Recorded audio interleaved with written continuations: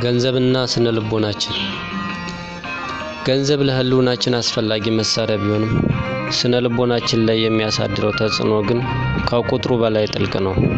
ገንዘብን የምንመለከትበት መንገድና የምንሰጠው ቦታ የአእምሮ ሰላማችንን በቀጥታ ይወስናል።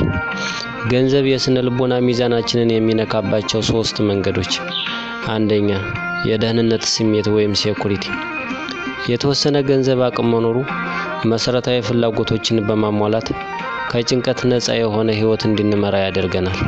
ሆኖም ይህ ስሜት የበለጠ ሲባል ወደማያባራ የገንዘብ ማሳደድ ጭንቀት ሊቀይረን ይችላል። ሁለተኛ፣ የራስ ግምት ወይም ሰልፍ ስቲም።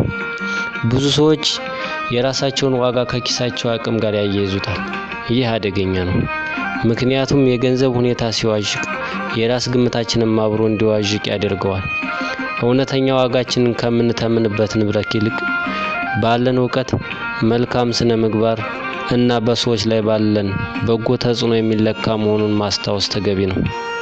ሶስተኛ፣ የማነጻጸር ወጥመድ ወይም ኮምፓሪሰን። በማህበራዊ ሚዲያ ዘመን ሌሎችን በገንዘብ አቅም ማነጻጸር ለውስጣዊ እርካታ ማጣት ዋነኛ ምክንያት ሆኗል።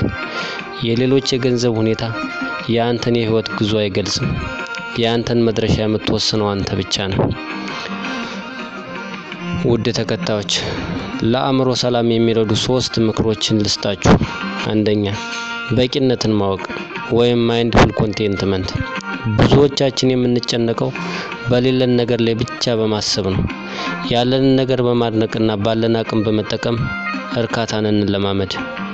ሁለተኛ፣ ከገንዘብ በላይ ቅድሚያ ለምንሰጣቸው ነገሮች ማሰብ። ጊዜ፣ ቤተሰብ እና የአእምሮ ጤና ከገንዘብ በላይ ዋጋ እንዳላቸው መገንዘብ ያስፈልጋል። ገንዘብ የህይወት ማሟያ እንጂ የህይወት ግብ አይደለም።